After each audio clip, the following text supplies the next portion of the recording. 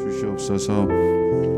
같이 기도합니다. 주님, 말씀하여 주시옵소서. 주의 종들이 듣고 깨닫고 순종하기를 원합니다. 성령님 온전히 역사하여 주시옵소서. 예수님 이름으로 기도합니다. 아멘.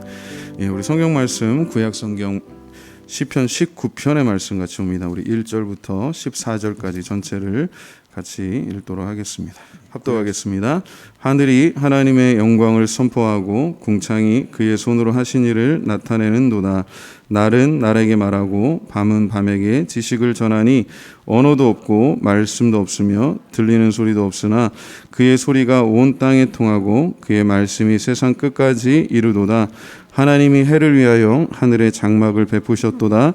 해는 그의 신방에서 나오는 신랑과 같고 그의 길을 달리기 기뻐하는 장사 같아서 하늘 이 땅의 이 끝에서 나와서 하늘 저 끝까지 운행하며 그의 열기에서 피할 자가 없도다. 여호와의 율법은 완전하여 영혼을 소성시키시며 여호와의 증거는 확실하여 우둔한 자를 지혜롭게 하며 여호와의 교훈은 정직하여 마음을 기쁘게 하고 여호와의 계명은 순결하여 눈을 밝게 하시도다. 여호와를 경외하는 도는 정결하여 영원까지 이르고 여호와의 법도 진실하여 다 의로우니 금 곧 많은 순금보다 더 사모할 것이며 꿀과 송이꿀보다 더 달도다. 또 주의 종이 이것으로 경고를 받고 이것을 지킴으로 상이 크니이다. 자기 허물을 능히 깨달을 자 누구리요? 나를 숨은 허물에서 벗어나게 하소서. 또 주의 종에게 고의로 죄를 짓지 말게 하사 그 죄가 나를 주장하지 못하게 하소서. 그리하면 내가 정직하여 큰 죄가에서 벗어나겠나이다. 나의 반석이시요 나의 구속자이신 여호와여, 내 입의 말과 마음의 묵상이 주님 앞에 연락되기를 원하나이다. 아멘. 오늘 한번 제목을 같이 따라해 보시겠습니다. 마지막 고백. 마지막 고백. 우리에게 마지막으로 이렇게 하나님이 부르시기 전에 고백할 기회가 있다면 여러분은 뭐라고 하나님께 또 여러분 주변에 있는 사랑하는 가족들, 이웃들에게 말씀하실까요? 한번 잘 생각해 보시길 바랍니다. 오늘 시편 19편 다윗이 하나님의 감동으로 지은 이 찬양은 하나님께서 우리의 구원자 되신다라고 하는 것을 다시 이제 강조하는 말인데, 그 앞에 굉장히 시적인 그런 표현을 하죠.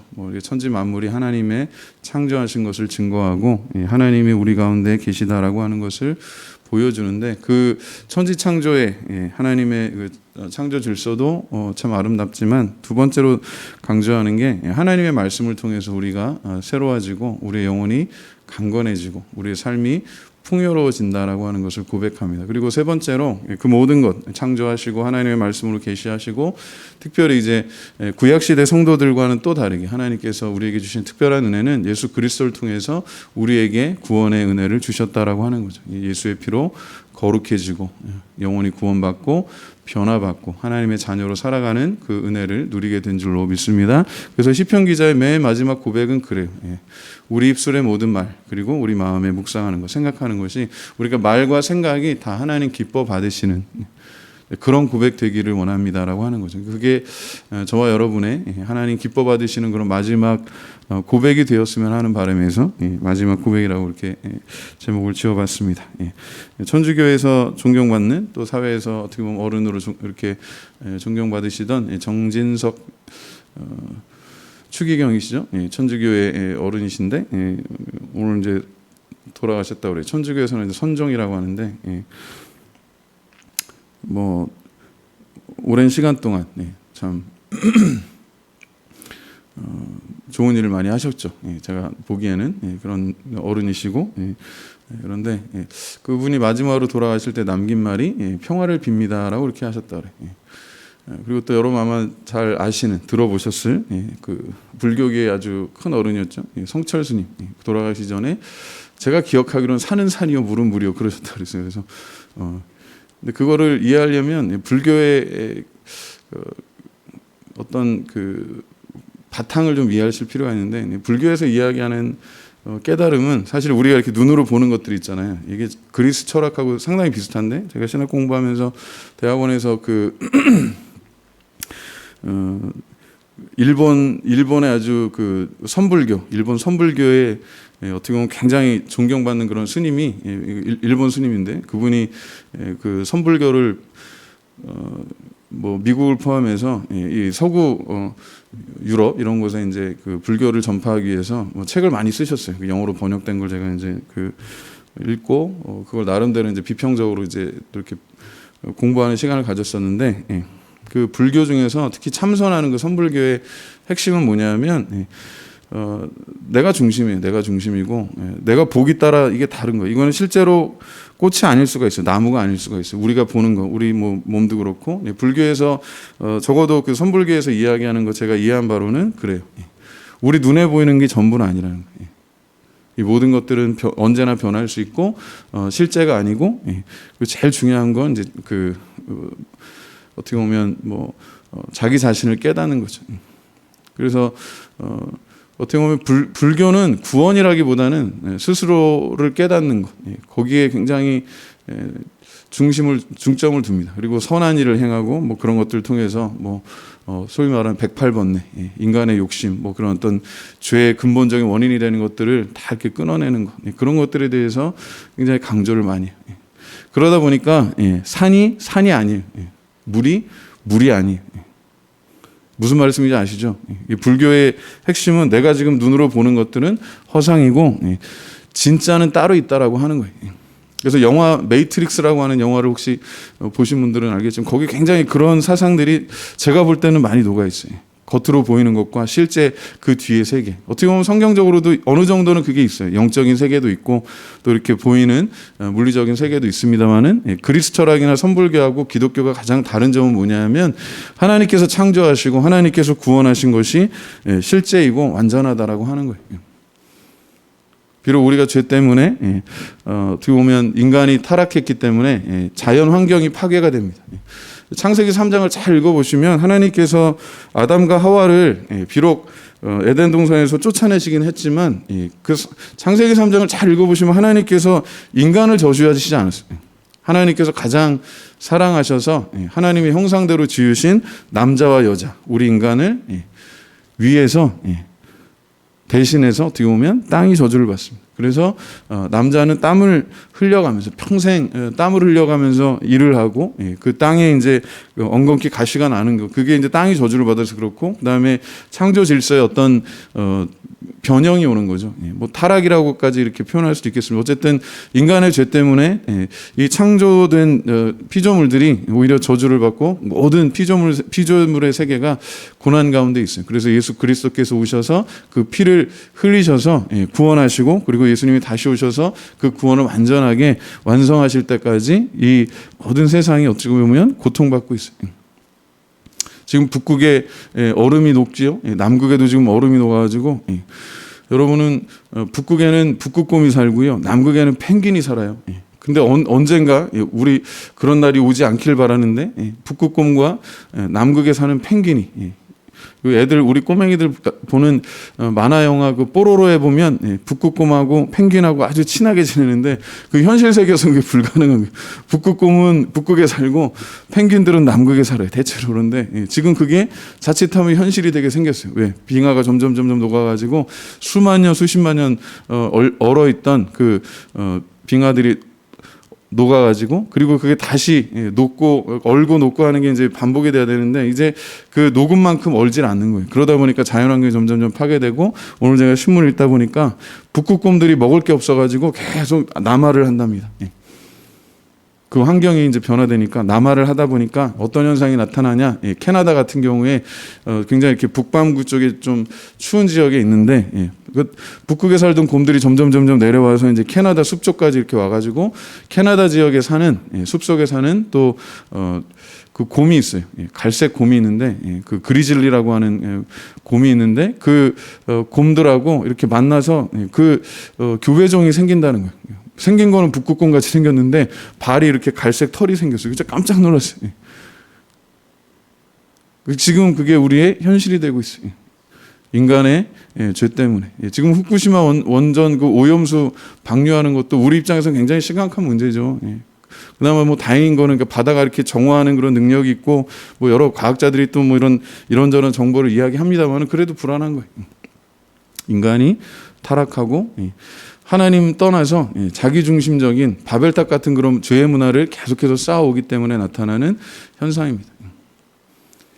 지금 얘기 들어보면 청년들이 20대 30대 청년들이 그죠, 집값은 너무 비싸고 취업도 어렵고 그리고 뭐 취업해도 월급 가지고 뭘 할 수가 없으니까 아파트 값이 너무 비싸요, 그죠? 집값이 너무 비싸고 생활하는 게 힘들고 하니까 또 그런 기회도 없고 자본도 없고 취업도 어려운데다가 취업을 해도 그런 상황 속에서 뭐 좋아하는 사람이 있어도 연애도 변변히 못 한다는 거예요. 옛날에는 뭐 취업 포기하고 뭐 연애 포기하고 출산 포기, 결혼하고 출산 포기하는데 삼포 세대라고 그랬는데 이제는 모든 걸 포기한, 그 N은 영어로 N인데 모든 숫자를 이야기해. M포 세대라고 그래가지고 모든 걸 다 포기한 그런 세대라고 이렇게 자조합니다.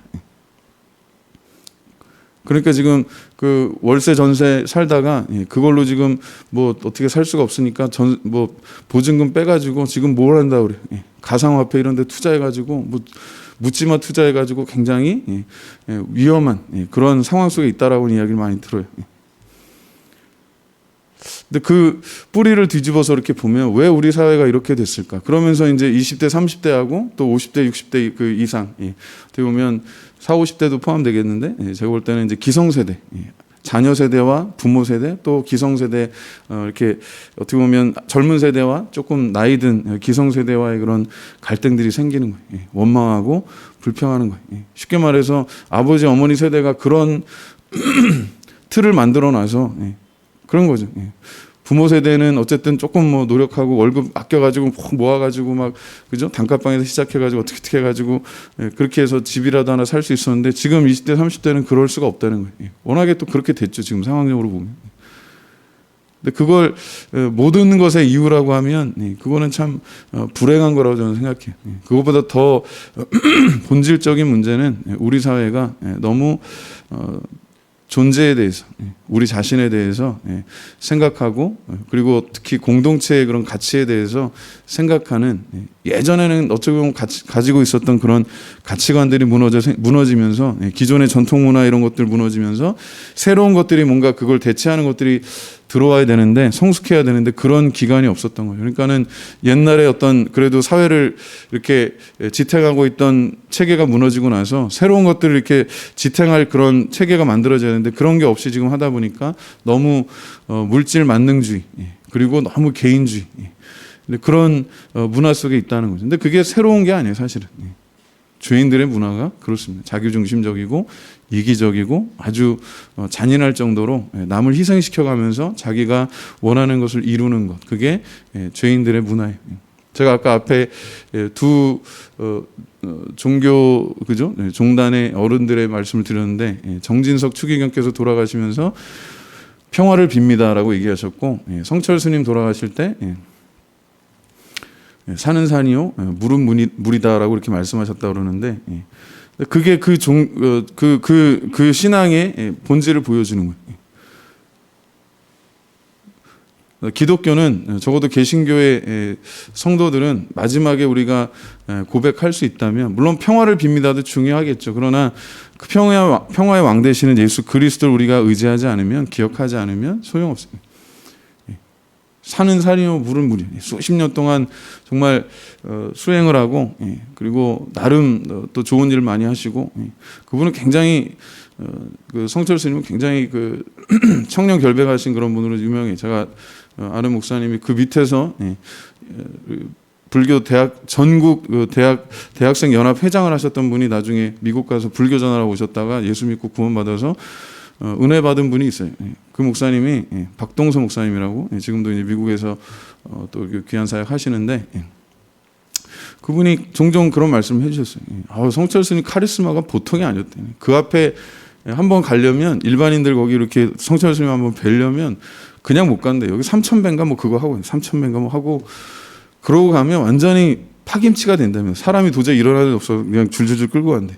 그렇게 하는 이유가 3,000배를 시키는 이유가 겸손하라는 얘기라는 거예요.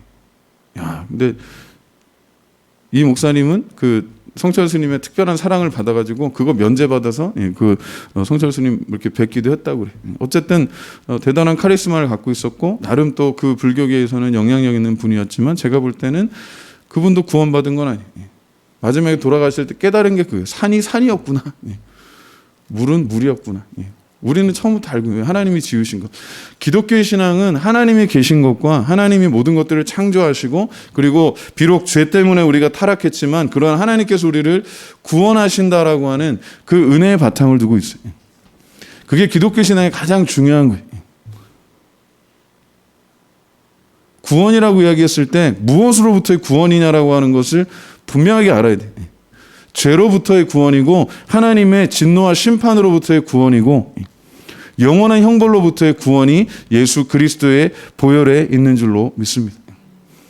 그래서 다윗이 고백하기를 나의 입술의 모든 말과 내 마음의 묵상이 주님께 연락되기를 원합니다라고 그렇게 고백됐습니다. 앞에 창조에 대해서 그리고 두 번째 하나님 말씀에 대해서 그리고 주님이 나의 구원의 반석 되심을 고백하면서 다윗이 이야기합니다. 우리 성도들의 저와 여러분의 마지막 고백이 하나님의 은혜에 감사하고 딱 한마디밖에 못한다면 예수의 피, 그게 우리 마지막 고백 되기를 바랍니다. 감사하고 사랑합니다 라고 하는 그런 고백이 있었으면 참 좋겠어요. 자, 우리 본문으로 돌아가서 한번 봅니다. 시편 19편 4절까지 먼저 한번 읽어볼까요? 1절부터 4절 천천히 한번 읽습니다. 시작. 하늘이 하나님의 영광을 선포하고 궁창이 그의 손으로 하신 일을 나타내는도다. 날은 날에게 말하고 밤은 밤에게 지식을 전하니 언어도 없고 말씀도 없으며 들리는 소리도 없으나 그의 소리가 온 땅에 통하고 그의 말씀이 세상 끝까지 이르도다. 하나님이 해를 위하여 하늘의 장막을 베푸셨도다. 이거 잘 보셔요. 이 시편의 고백이요 스케일이 어마어마한 거예요. 지금 하늘, 그죠? 여기서 이야기하는 하늘이 그냥 단순하게 지구권만 이야기하는 게 아니라 비록 다윗이 지금부터 한 3,000년 전에 살았겠죠? 수천 년 전에 우리만큼의 그런 어떤 과학적인 지식은 없었어도 그가 늘 하나님의 그 창조 질서들을 보면서 깨달은 게 이거예요. 하나님께서 모든 것을 창조하셨다라고 하는 거예요. 창세기에서 그 하나님께서 천지 만물을 창조하셨다라고 했을 때 사용했던 단어가 히브리어가 바라라고 하는 단어예요. 바라. 그거는 구약에 뭐 수백 개, 뭐 수천 개의 단어가 나오겠지만 창조하다라고 했을 때 무에서 유를 창조하는 그 단어 바라라고 하는 단어는 하나님께서만 주어로 사용된 단어예요. 그러니까 창조의 가장 기본은 하나님께 있다라고 하는 고백이에요. 하나님께서 지금 모든 것들을 창조하셔서 뭐라고 이야기해요? 하늘이 하나님의 영광을 선포하고 궁창이 그의 손으로 하신 일을 나타낸다라고 합니다. 어젠가요? 오늘인가요? 뉴스 보니까 무슨 슈퍼문이라고 그래가지고 달덩어리가 아주 되게 크게 밝게 이렇게 빛난다고 하는데 우리나라는 아쉽게도 어제 좀 날이 흐려서 비도 오고 그래가지고 슈퍼문을 잘 이렇게 못 봤다고 합니다. 근데 이제 외신에 나온 것들 보니까 진짜 달이 슈퍼라고 하는 그 말처럼 아주 평소에 보는 그 보름달보다도 굉장히 크게 보이는, 그러니까 그만큼 지구와 이제 가까워졌다는 뜻이겠죠. 그런 형상으로 보인다고 해요. 근데 슈퍼문을 아무리 봐도 그 하나님께서 지으셨다라고 알지 못하면, 보름달을 지으신 하나님 알지 못하면 그거는 참 불쌍한 거예요.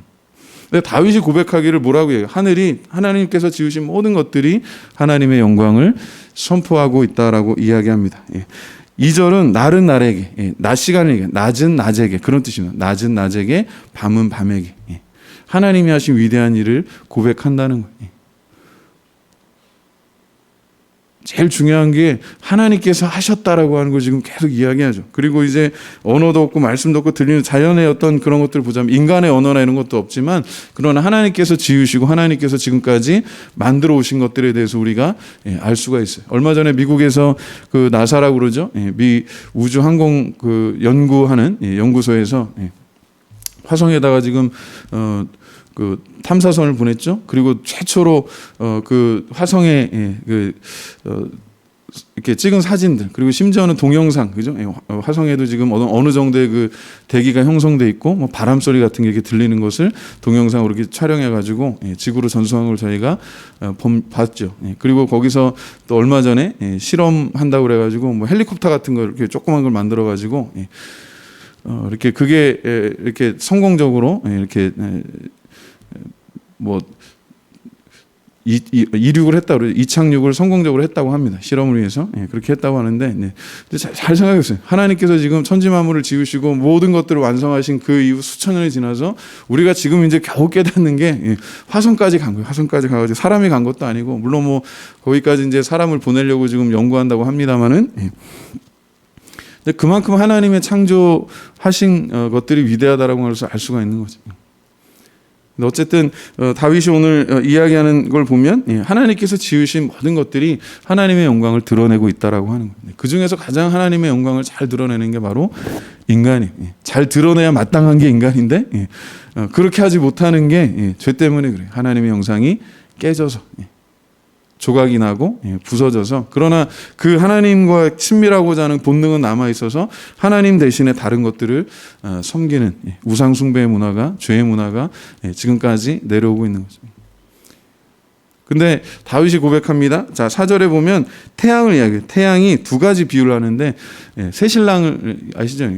지금 이제 결혼 막 해가지고 아주 그냥 신혼의 그 단꿈에 젖어 있는 신랑이 그 신방에서 나오는 거죠. 얼마나 좋겠어요, 그죠? 자기 사랑하는 아내와 함께 정말 이렇게 사랑하는 그런 가정을 이루고 굉장히 행복한 시간을 보내는 그 신랑처럼 아주 씩씩하고 힘차게 태양이 뜨는 걸 지금 비유로 하는 거예요. 그리고 두 번째는 뭐예요?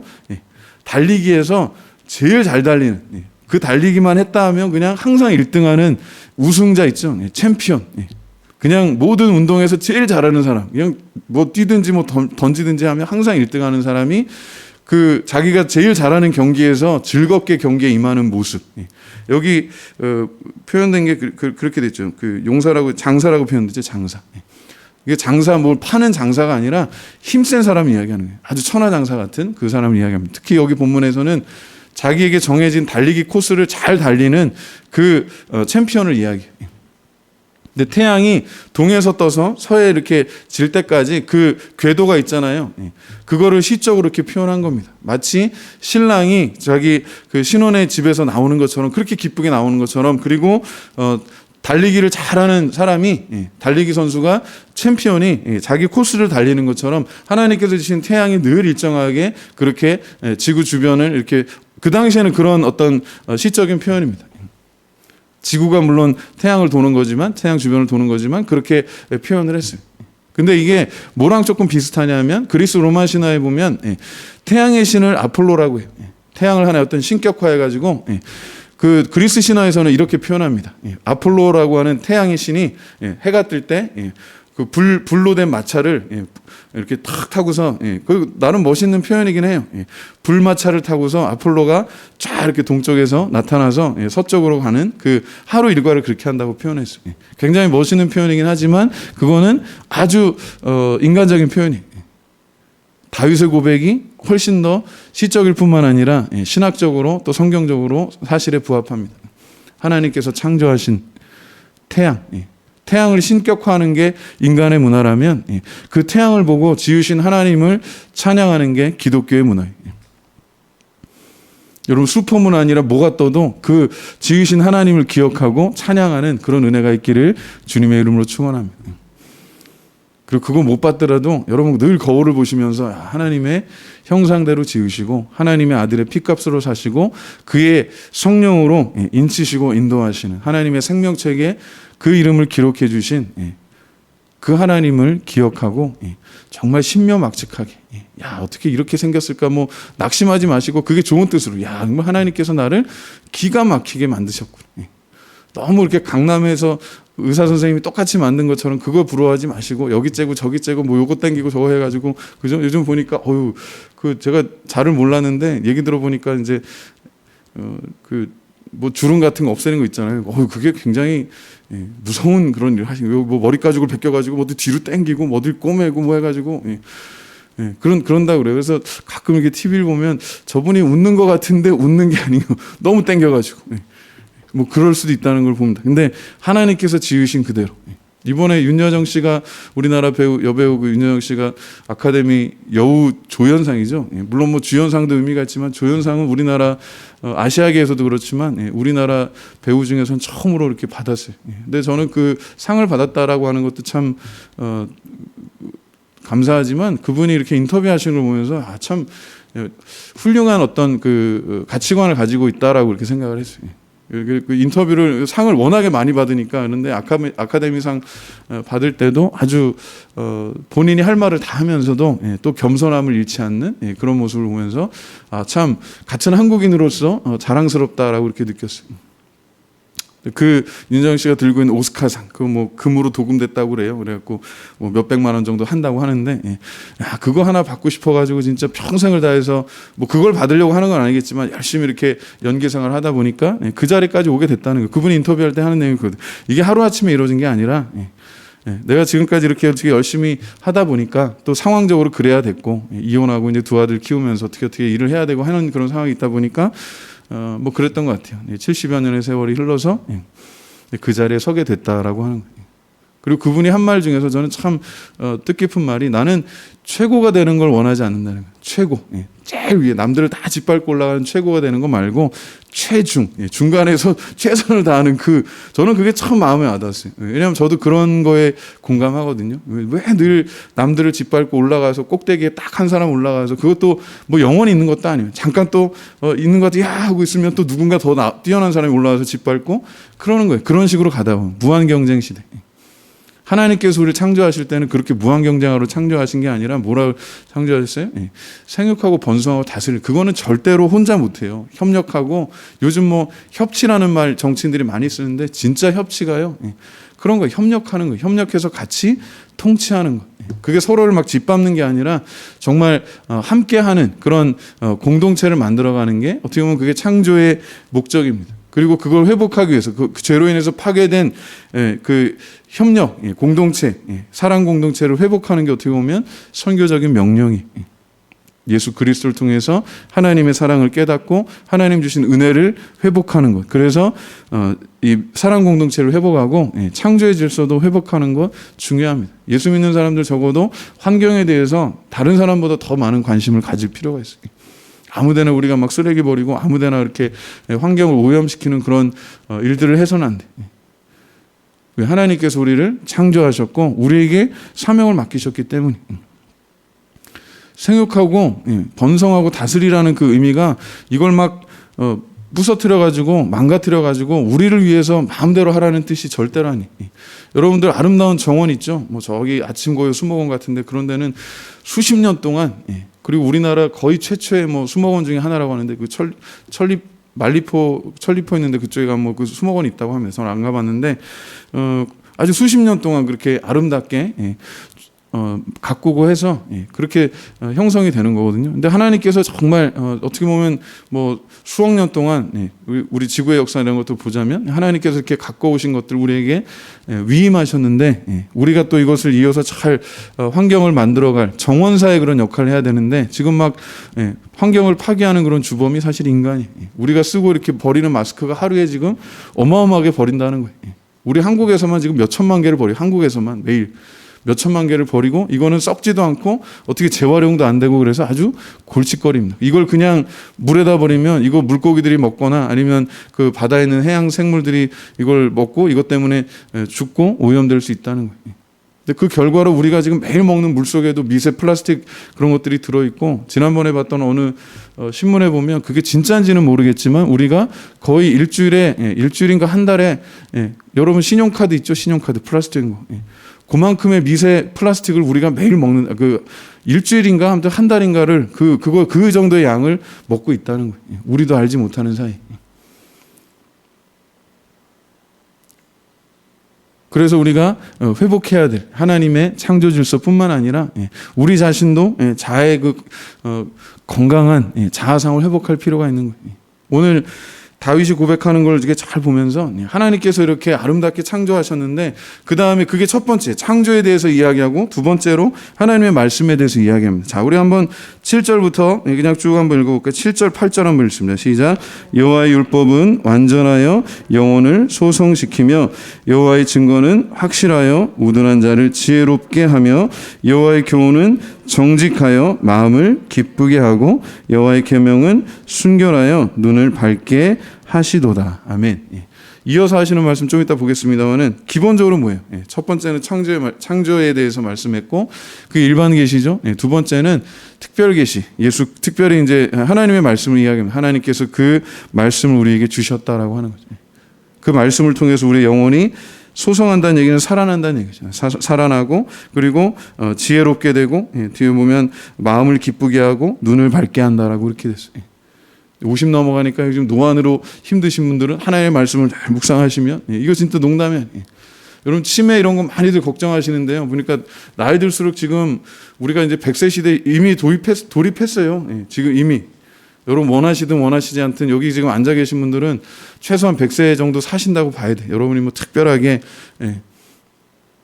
그러니까 하나님 지켜주시고 보호해 주셔서 이렇게 건강하시게 이제 사신다고 전제했을 때 특별한 일이 없는 한은 100세 정도 사신다고 봤을 때 이제 내가 100세 기준으로 더 살 수도 있어요. 일본은 지금 100세 이상 된 분이 뭐 수십만 명 된다고 하는데 근데 중요한 거 오래 사는 것보다 삶의 질이 중요해요. 치매나 이런 거 안 걸리고 건강하게 오래 사시려면 그 비결 중에 하나가 뭐냐? 말씀 보고 기도하는 거예요. 말씀 읽고 기도하는 게 우리의 뇌를 자극하고 또 기도할 때 하나님 앞에 이렇게 교감하는 게 있잖아요. 찬양할 때 특히 하나님 은혜 주실 때 우리의 마음이 한 번씩 이렇게 뭉클뭉클해지고 정말 눈물 뿌려서 이렇게 기도하는 거 그게 영혼의 가장 건강한 거예요. 영혼의 최고의 선물은 제가 볼 때 영혼의 최고의 건강 비결은 눈물이에요. 눈물.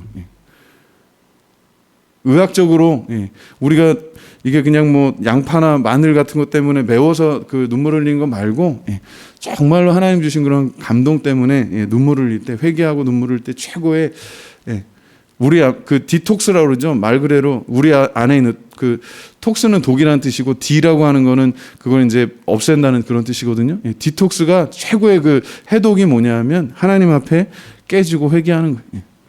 그래서 불치병 걸린 사람들이 하나님 앞에 회개하고 그냥 떼굴떼굴 구르다가 뭐 그 불치병 낫는 경우들이 종종 있잖아요. 그게 하나님의 은혜이기 때문에 그래요. 하나님의 말씀이 우리를 소생하고 우리를 살리고 우리의 삶을 윤택하게 하는 줄로 믿습니다. 이어서 한번 우리 9절부터 쭉 읽어봅니다. 시작. 여호와를 경외하는 도는 정결하여 영원까지 이르고 여호와의 법도 진실하여 다 의로우니 금 곧 많은 순금보다 더 사모할 것이며 꿀과 송이꿀보다 더 달도다. 아멘. 자, 비트코인보다 이걸 좀 바꾸면 그거예요. 비트코인보다 주식보다 더 귀하다는 거예요. 삼성의 이건희 회장 돌아가시고 나서 지금 그 부회장 아들이 법적인 이유 때문에 지금 감옥에 가 있죠. 그리고 이제 오늘 발표한 게 그 삼성가에서 이건희 씨 목에서 1조 원 해당되는 사회에 환원하겠다. 자기 재산 중 그거는 그 유산 상속한 것 중에서 내는 세금이 아니에요. 그거는 그 이건희 씨가 생전에 자기가 약속한 겁니다. 내가 1조 원을 사회에 환원하겠다. 왜냐하면 그 전에 자기 아버지한테 이렇게 물려받은 재산이 몇 조가 있었는데 그게 그 당시에는 이제 실명화되지 않고 하다 보니까 이게 무슨 뭐 소위 말하는 비자금 아니냐 이제 그런 논란이 있었거든요. 근데 그래서 그거에 대해서 이렇게 정식으로 사과하고 제가 이렇게 아버지한테 그당 이제 선대 이병철 씨죠. 그분한테 물려받은 돈이 이렇게 몇 조가 있었는데 그게 아버지한테 물려받은 건데 그거를 이제 실명화하지 못했고 그것 때문에 이게 이렇게 사회적으로 물의를 일으키게 된 거 죄송합니다. 그리고 그분이 생전에 그렇게 약속 제가 반드시 1조 원을 사회에 환원하겠습니다라고 그렇게 얘기했어요. 근데 그분이 얼마 안 있다가 이제 그 갑자기 쓰러지셔가지고 거의 이제 식물인간처럼 됐다가 돌아가셨기 때문에 그 유언을 어떻게 보면 그 뜻을 이룰 기회가 없었죠. 그래서 이번에 이제 그 유가족들이 결정을 한 겁니다. 그 아버지가 그러니까 이건희 씨가 생전에 약속했던 1조 원 사회 환원을 한 거예요. 사회환원 하는 거 외에도 그 유가족들이 물려받은 게 20 몇 조, 29조? 아마 그 정도 된다. 그래가지고 세금으로 내야 되는 게 12조. 우리는 지금 개념이 없어요. 우린 11조는 알지. 우리 11조. 우리 뭐 이렇게 100만 원에서 10만 원 그 11조. 그게 아니고 12조 이상이 어마어마한 돈이. 우리는 그냥 어떻게 보면 뭐 이렇게 느낄 수 없는 그런 정도의 그 돈이에요. 근데 실제로 그렇대요. 뭐 이게 금액이 실제로 사람들이 아무리 백만장자, 억만장자라 하더라도 뭐 몇 천만 원 이상은 자기가 만질 수 있는 게 없기 때문에 몇 조 이렇게 넘어가면 이미 그거는 그냥 어떤 숫자지. 그렇다는 거예요. 어쨌든 그 세금으로 내야 되는 거, 상속세로 내야 되는 것만 지금 12조 플러스 얼마가 된다는 거예요. 그래갖고 오늘 그 이건희 씨 재산 중에서 1조 원을 사회에 환원하고 그 중에서 7천억인가를 이번에 우리 이 코로나 바이러스 이런 것 때문에 많은 문제들이 생기니까 감염 질병에 대해서 연구하는 그런 병원, 전문 병원을 세우기로 했고 또 3천억 원 정도는 우리 어린이들 중에서 왜 그 뭐 소아암이라든지 이런 또 불치병 있잖아요. 그런 아이들 또 이렇게 치료해주고 돕는 그리고 그런 것들 예방하기 위해서 연구하는 그런 센터를 짓는데 3천억 원을 기부하기로 했다는 거 참 뜻깊은 일이죠. 그리고 그분이 평소에 이렇게 생전에 소장했던 그동안 모아놨던 아주 어마어마한 그런 작품들이 있어요. 예술 작품들. 그거는 가치로도 지금 몇 조 원 이상 된다고 해요. 그거는 뭐 시장에 내놓으면 부르는 게 값인 그런 작품들. 우리나라 국보급 그런 예술품들도 있는데 그거를 다 기증한다고 그랬어요. 물론 그 이면에는 그것까지 상속받으면 그게 또 몇 조 원 되거든요. 그러면 그거에 또 세금을 내야 돼요. 상속. 그러니까는 그걸 상속받지 않고 그거를 이제 사회에 환원하는 거예요. 그건 잘하는 거예요. 제가 볼 때. 안 그러면 또 팔려가지고 외국에 또 나가고 그럴 수도 있는데 뭐 국내에서 어쨌든 그걸 기증해서 잘 이렇게 보관하고 또 국민들한테 좋은 그런 작품들을 보여줄 수 있다면 그건 좋은 일이에요. 근데 그분이 남긴 재산이 어마어마해요.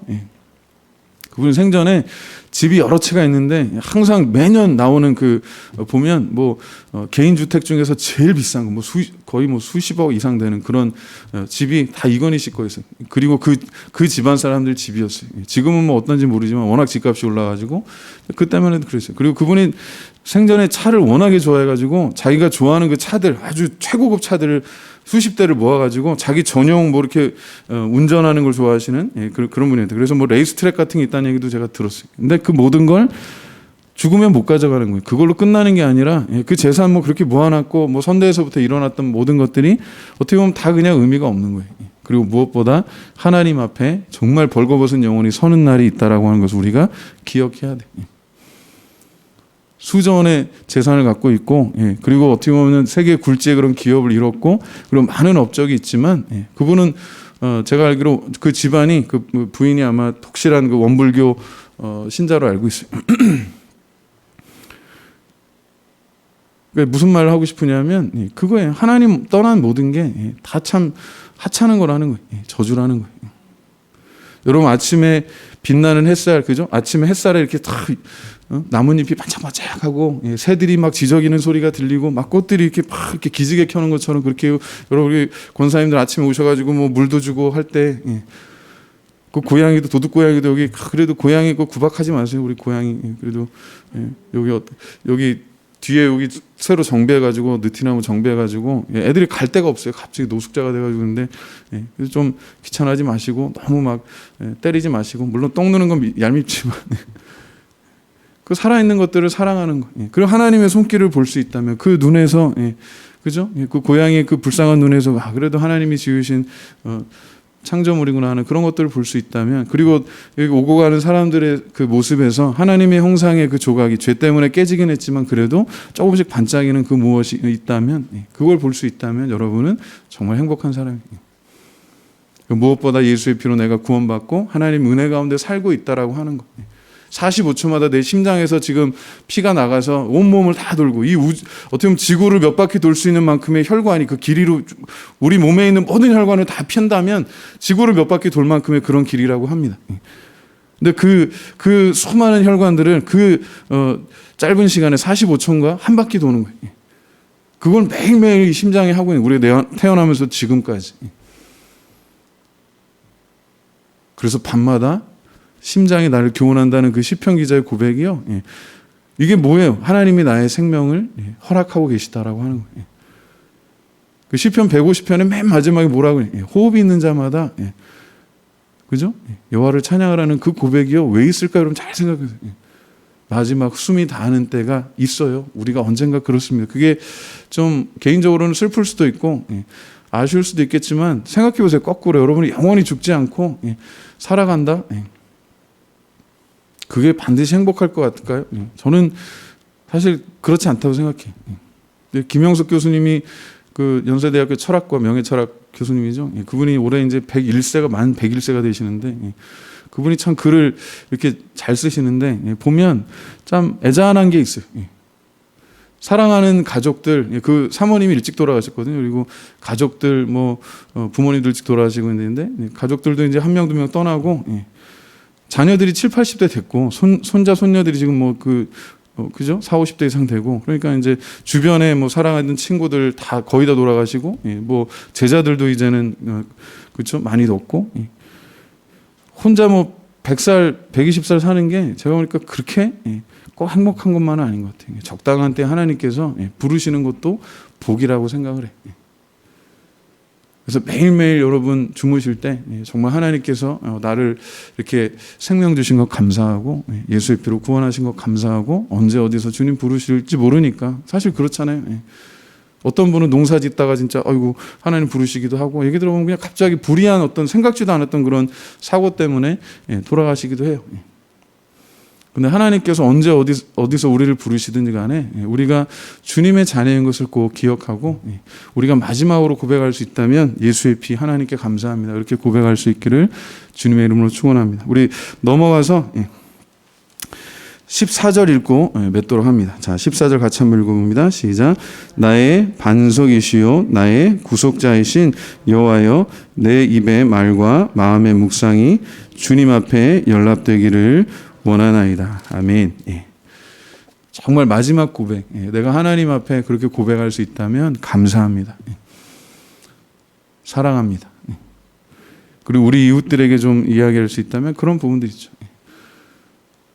많은 학자들이 연구하는 행복에 대해서 연구하고 사회학 또 심리학 이런 거 연구하는 사람들이 공통적으로 하는 이야기예요. 사람들이 죽을 때 껄껄껄하고 죽는다는 거예요. 껄껄껄. 웃어서 껄껄껄이 아니고 뭘 후회하는 거예요. 더 많이 사랑할 걸. 특히 자신을 더 사랑하고 자기 가족들을 위해서 시간을 더 많이 사용하고 자기 주변에 있는 사람들을 위해서 더 많은 시간을 사용하고 그럴 걸. 그냥 돈 번다고 나가서 일하고 물론 그게 나쁜 건 아니겠습니다. 그게 무조건 나쁜 건 아니겠지만 후회한다는 거예요. 더 사랑할 걸, 더 즐겁게 좀 살 걸, 더 행복하게 좀 이렇게 지낼 걸. 그러니까 나중에 하다가 그 나중에 영원히 오지 않는다는 거예요. 우리 사랑하는 성도들은 껄껄껄하지 말고 후회하지 마시고 정말 하나님 앞에 늘 매일매일 감사. 저는 그래서 전도서의 말씀 여러분 참 권장합니다. 이 어려운 시절에 코로나 바이러스 그런 것도 그렇지만 코로나가 해결된다고 해서 우리 인생이 해결되는 게 아니에요. 오히려 코로나를 통해서 우리가 많은 것들을 깨닫게 하십니다. 하나님께서 주신 은혜 중에 하나인데 백신이 넉넉하게 들어와도 지금 우리가 생각지도 못하는 그런 부작용들도 있을 수 있잖아요. 그러니까 그런 것들 때문에 또 우리 하나님 앞에 기도하는 거예요. 내일 감독님 또 사모님 맞으신다는데 그 백신 맞으신다. 여러분 건강하게 후유증 없이 잘 이렇게 1차 접종, 2차 접종 다 해서 건강하게 또 코로나를 이기실 수 있도록 기도 부탁드립니다. 이건 개인적으로 제가 아들로서 좀 부탁을 드리는 거예요. 담임 목사로서도 그렇지만 그리고 이제 그 연령대 어르신들이 또 이렇게 백신도 맞으시고 할 텐데 부작용 없이 후유증 없이 건강하게 이 코로나도 잘 이기시고 정말 주님 부르시는 날까지 우리 모세처럼 아주 총명하고 건강하게 정정하게 정말 행복하게 사시다가 주님 부르실 때 정말 기쁘게 하나님 앞에 갈 수 있도록 우리 모든 성도들 그렇게 되기를 소망합니다. 그게 우리의 마지막 고백 되기를 또한 바랍니다. 우리 함께 찬양하고 이제 기도하고 마치겠는데요. 그냥 요 쉬운 거예요. 생각하면서 나의 입술의 모든 말과 나의 마음의 묵상이 주께 연락되기를 원하네. 요거 한 두 번, 세 번 정도 부르시고 그리고 같이 통성으로 기도하고 마치겠습니다. 나의 입술의 모든 말과 나의 마음의 묵상이 주께 연락되기를 원하네. 아멘. 같이 한번 기도합니다. 주님의 은혜를 깊이 묵상하고 정말 나의 입술의 모든 말과 나의 마음의 묵상이 주님 연락이 기뻐 받으신다는 뜻이거든요. 정말 주님께서 기뻐 받으시는 아벨의 제사와 같이 하나님을 기쁘시게 하는 그런 고백되기를 원합니다. 주님 인도해 주시옵소서. 우리가 정말 마지막으로 주님 앞에 고백할 수 있다면 예수의 피 감사합니다, 사랑합니다, 그렇게 고백할 수 있는 그런 믿음의 사람들 되도록 주님 붙잡아 주시옵소서. 한번 기도하시고 아까 말씀드린 기도의 제목들 기도하시고 자녀들 정말 또 그 가정들 다 하나님 지켜주시고 아름다운 믿음의 가정, 사랑의 가정 잘 이뤄갈 수 있도록 우리 자녀를 위해서도, 그리고 모든 자녀들 마찬가지예요. 우리 유초등부, 중고등부, 청년대학부, 또 우리 장년부, 우리 남성교, 여성교회 모든 주의 종들 다 함께 위해서 기도하고 마치겠습니다. 하나님 은혜를 감사합니다. 나의 입술의 모든 말과 내 마음의 묵상이 주님께 연락되기를 원합니다. 정말 우리가 마지막에 주님 앞에 예수의 피, 주님 감사합니다, 사랑합니다, 그렇게 고백할 수 있는 그런 복된 성도들 되기를 원합니다. 우리는 연약하고 우리는 부족해도 주 예수 그리스도의 보혈의 공로를 의지합니다. 주님 도와주시옵소서. 주님 함께하여 주시옵소서. 주님께서 인도하여 주시옵소서. 오늘도 귀한 말씀을 통해서 정말 하나님께서 우리를 창조하셨고 그 예수의 피로 우리를 구원하셔서 지금도 하나님의 자녀로 믿음으로 살아갈 수 있도록 인도해 주신 것 감사합니다. 코로나로 인해서 지금 1년 넘도록 2년째 정말 많은 그런 스트레스를 받습니다. 정말 어려움들이 있지만 그러나 나의 반석이신, 나의 생명이신 주님을 의지하고 오늘도 기쁘게 짊어지고 나갈 수 있도록 성령님 이끄시고 동행하여 주시옵소서. 감사드리며 예수님 이름으로 기도합니다. 같이 기도합니다. 하나님 은혜를 감사합니다. 정말 지금 이 순간에 이곳에서 호흡하고 주님의 은혜를 경험할 수 있는 것 참 감사합니다. 우리를 창조하시고 그 아들의 피로 구원하셔서 또 성령으로 인치셔서 하나님의 자녀로 살아갈 수 있도록 만들어 가심을 감사합니다. 오늘도 연약하고 부족하지만 주님의 은혜를 힘입고 이 자리에 섰사오니 우리 사람 모든 주의 종들 주의 은혜 가운데 품어주시고 정말 주의 말씀을 우리 영혼을 소성케 하시고 주 안에서 우리의 삶이 더 풍성하도록 하나님 도와주시옵소서. 특별히 몸이 아픈 분들 위로해 주시고 치료해 주시고 회복해 주시기를 원합니다. 또 우리 연로하신 어르신들 백신 접종받고 하실 때 부작용 없이 후유증 없이 건강하게 정말 우리 모세처럼 정정하게 주님 사명 잘 감당하실 수 있도록 도와주시고 이제 자라나는 우리 자녀 세대들 유초등부, 중고등부, 청년대학부 우리 특별히 선한 자녀들 복 주시기를 원합니다. 이번에 혼인한 우리 가정도 하나님께서 은혜로 세워주시기 원합니다. 사랑으로 주님 믿음으로 세워주시기를 원하며 그 특별히 예배를 통해서 하나님께는 영광되고 우리 모두에게 한량없는 은혜와 기쁨과 복이 되도록 주님께서 함께하여 주시옵소서. 이제 우리 사랑하는 성도들 삶의 현장으로 갑니다. 주님께서 친히 동행하여 주셔서 우리 정말 야곱처럼 하나님 함께하시는 그런 임마누엘의 삶이 되도록 주님께서 도와 주시옵소서. 예수님의 이름으로 기도합니다. 아멘.